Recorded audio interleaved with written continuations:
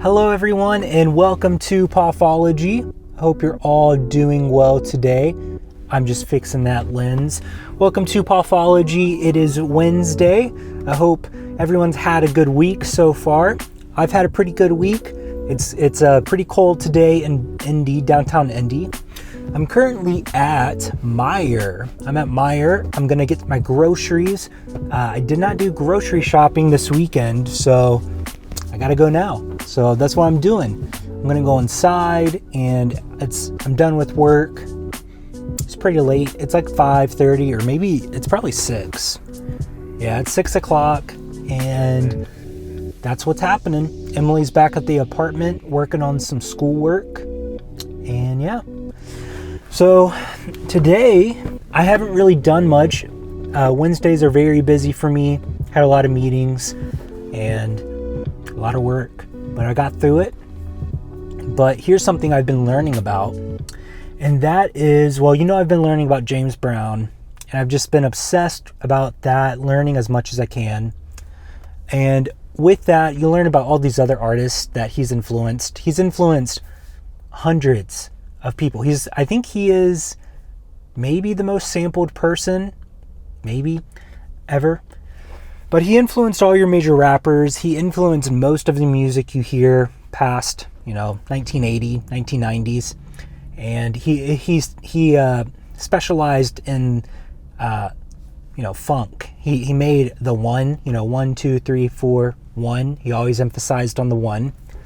And with that, because of that, I've also been learning about Bootsy Collins and George Clinton and the Funkadelics and the Parliaments, Funkadelics.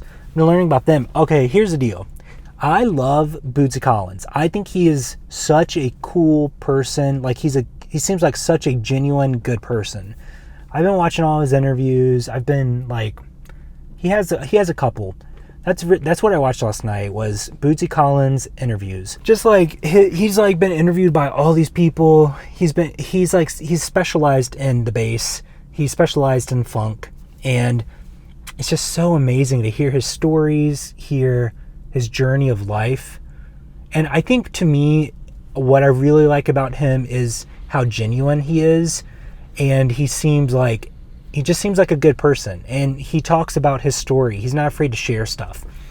And I was thinking about like, why am I so obsessed with James Brown? Yeah, he's very interesting. Like what is something that I wish I knew, and I wish that is like a kind of a bummer to me about James is, he was a bad person.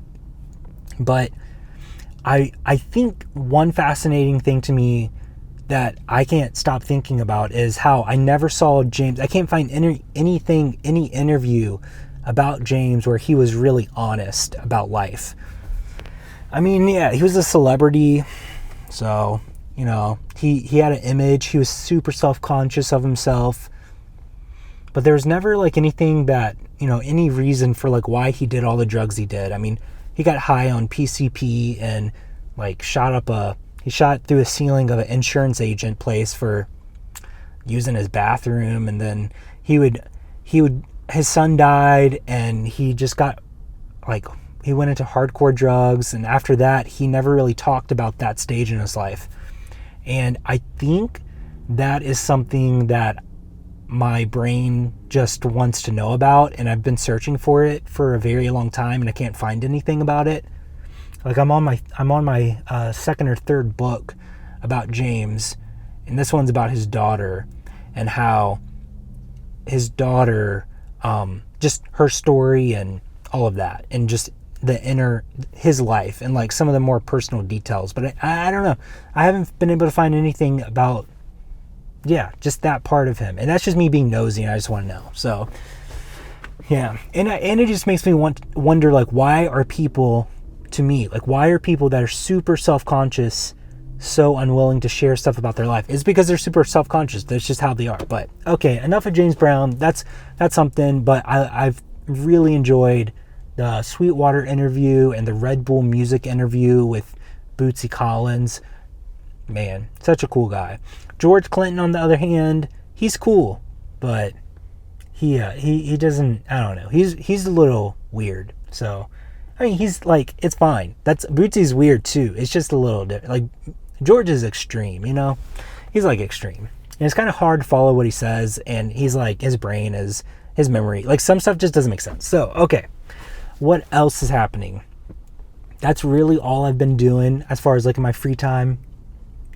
I've been doing that. I got stuff for schoolwork later today. And that's all.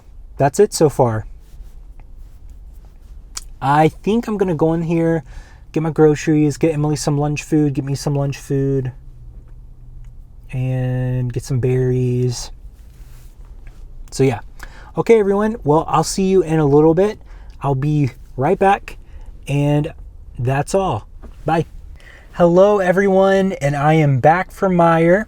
I got what I needed.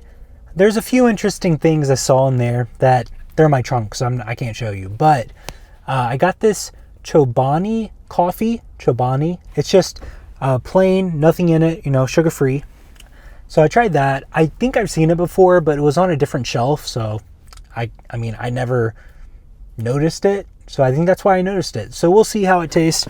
I personally think that other brand I like to buy, whatever it's called with the bird on it, the yellow bottle, that's the best, in my opinion, of cold brew, store-bought coffee. But maybe Chobani is good. I don't know. They're a yogurt company, so maybe they'll taste good. I don't know. Probably not. We'll see how their coffee is. But I'm trying it. And then I also got stuff for Emily's Easter basket. So I got that ready.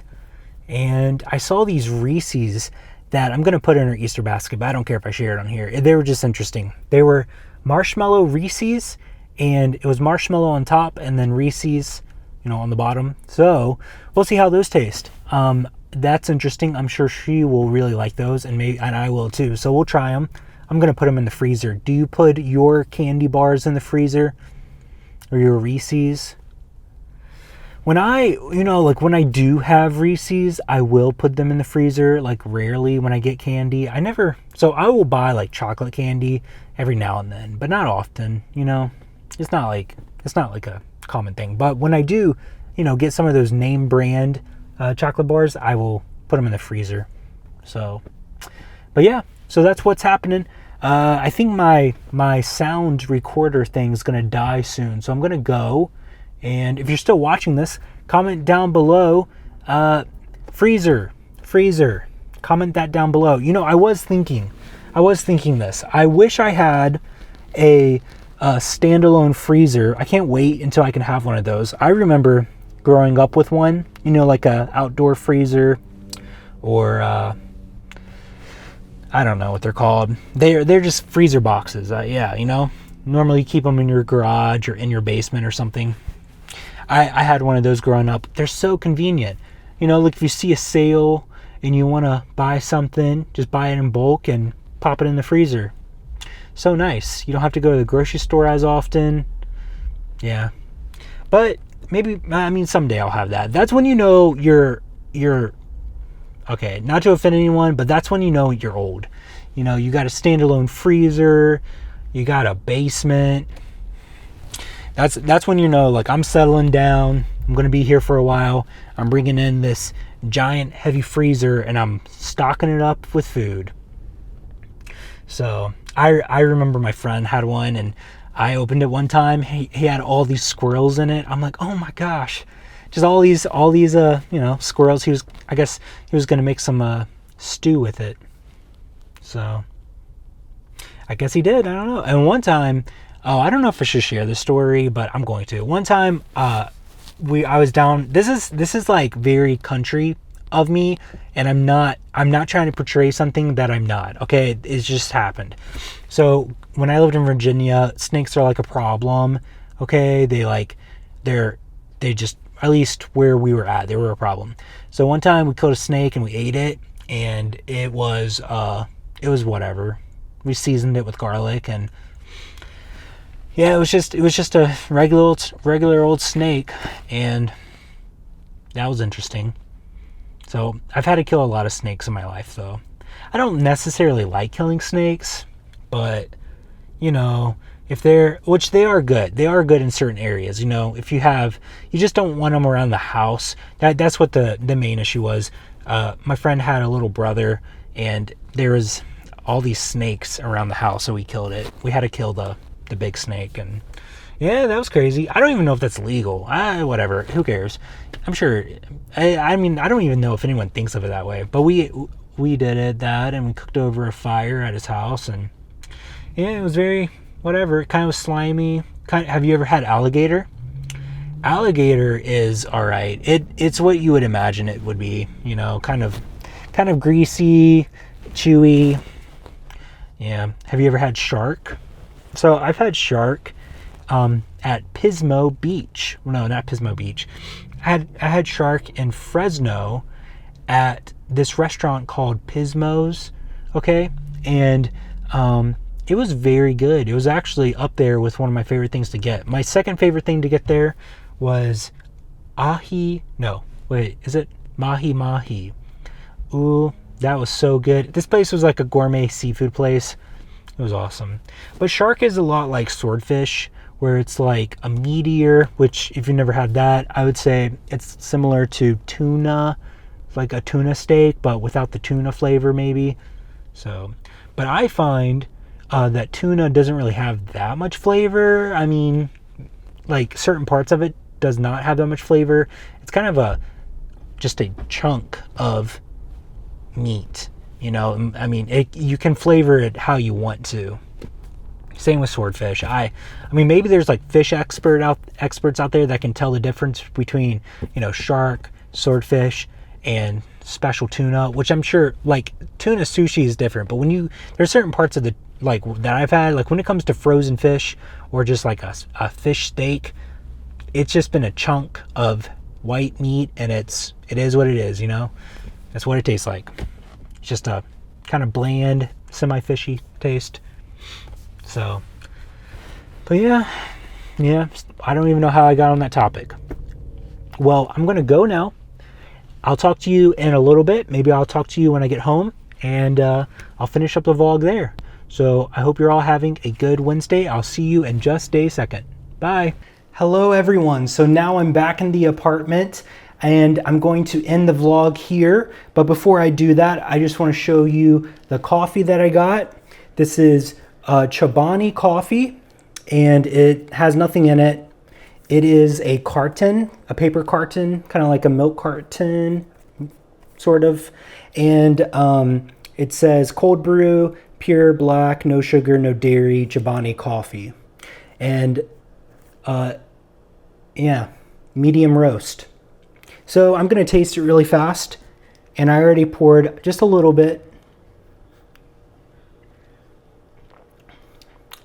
Yeah, just to be honest, it's not that great. I mean, I'm not excited to wake up and try this versus the other one I like. This is very chocolatey though, and it tastes like fine. It's fine. It's not that great. I'm not going to buy it again. But some people might like it.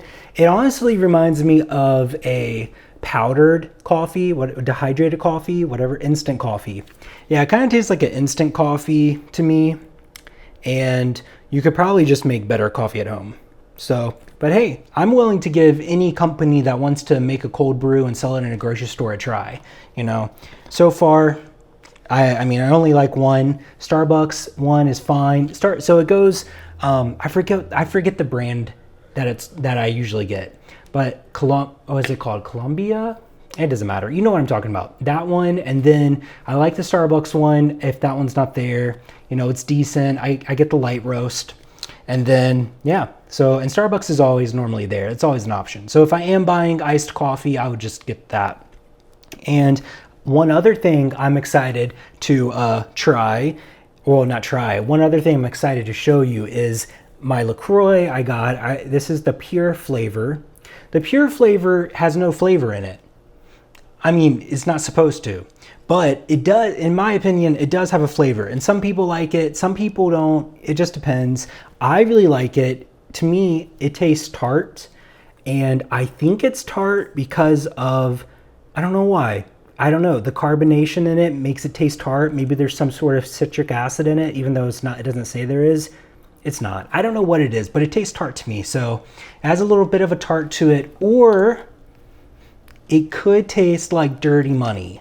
So if that, I don't know if that, like, it could taste like if you put pennies or nickels or dimes into water and you let it do that, then it might taste like that. So but I like it. I mean, maybe a better way of saying it, it kind of tastes like metal. So, but it also tricks your brain. So it could taste like a lot of different things. It could taste fruity. It could taste whatever. So I like it though. So okay, well, I'm going to end it here, and I'm going to have this in the morning. It's Wednesday night. I'm looking forward to tomorrow and Friday. It's almost the weekend, and it's almost wedding day for our friends. We're very excited for them. So, okay, that's all. If no one's told you this today, you are loved, and this world's a better place because you are here. I'll see you tomorrow. Bye.